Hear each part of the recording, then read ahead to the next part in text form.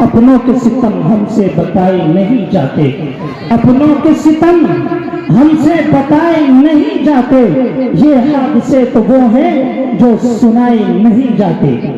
किसे बताएं, किसे सुनाएं, किससे कहें अपनी दास्तां। जिगर मुरादाबादी में जिस तरह अल्लाह से तौबा की है, अल्लाह से माफी मांगी है, दिल बदल गया है। इसी तरह आप हजरात आज ये ऐद करें कि हम हर गुनाह से तौबा करते हैं, हर गुनाह से माफी मांगते हैं।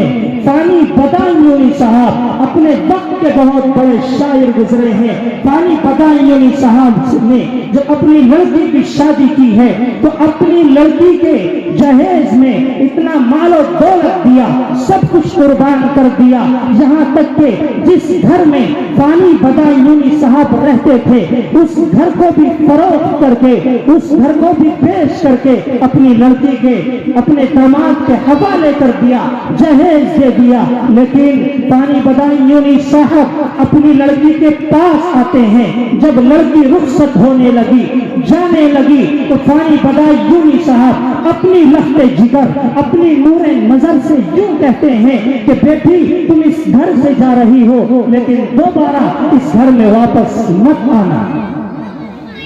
लड़की रोने लगती है, शिशियां लेकर के रोने लगती है, अपने अब्बू से पूछती है अब्बा जान आप ऐसा क्यों कह रहे हैं?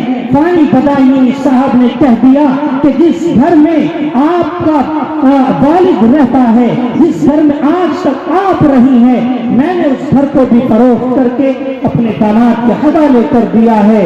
लेकिन लड़की मजबूर है, रोती रहती है, चली जाती है। लेकिन चंद ही दिनों के बाद ससुराल से खबर आती है कि जालिम ससुराल वालों ने लड़की का कत्ल कर दिया है।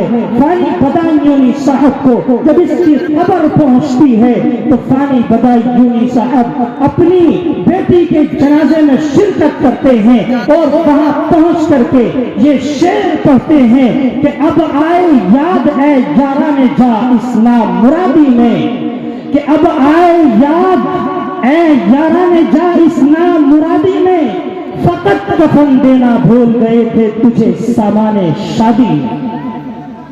अगर मैं 2 गज कफन का टुकड़ा भी दे देता तो मेरा क्या हो जाए। इसलिए बुजुर्गों और नौजवानों, आप रसूलुल्लाह सल्लल्लाहु अलैहि वसल्लम के मानने वाले हैं, आप प्यारे हबीब की उम्मत हैं। इसलिए आज आप ये अहद करें कि आइंदा हम ऐसी कोई गलती नहीं करेंगे और इस बीमारी से, इस वबा से हम खुद भी बचेंगे, अपने बच्चों को भी बचाएंगे, अपने खानदान वालों को भी बचाएंगे और अपने रिश्तेदारों को भी बचाएंगे। वमा अलैना इल्लल बलाग।